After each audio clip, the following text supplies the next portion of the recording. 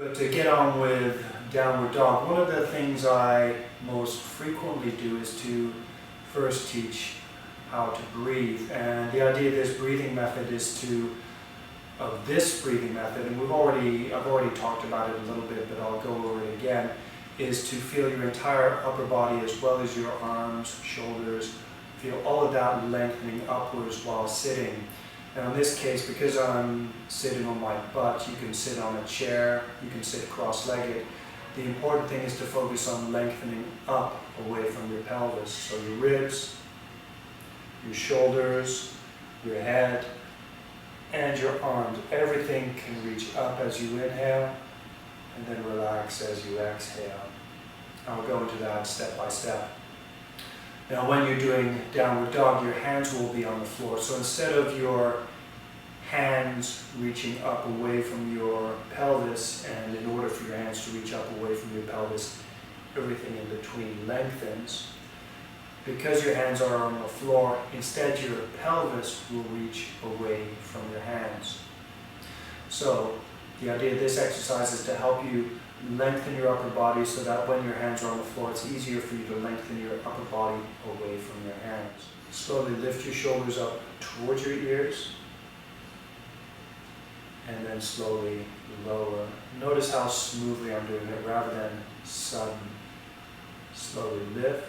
If you like, you can lift your eyebrows. And lower. So even do your eyebrows in sync with your shoulders. Slowly lift.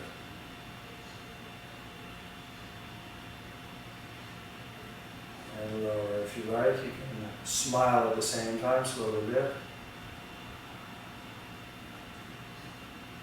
And lower.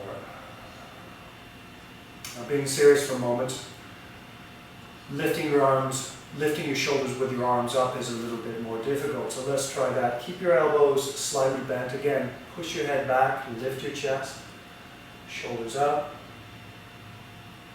and down. Notice how the range of movement is quite limited. Inhale, lift, and lower. And then try the same thing with your elbows straight. You can keep your palms facing in, or if you want to be more like downward dog style, have your palms facing forward.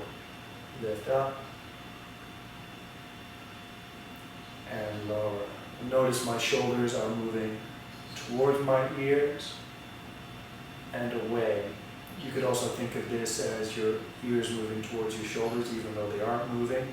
You're reducing the gap between your shoulders and your ears and then making that gap big. Alright, now let's add the ribs.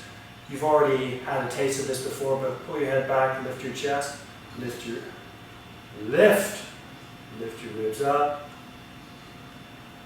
away from your pelvis and lower. Lengthen your torso, lengthen and lower. Notice my cheeks are also lifting up, lift and lower. Now let's do it all together. Ribs, so head back, ribs, shoulders, arms. Reach up away from your pelvis. And lower. Lift. And lower.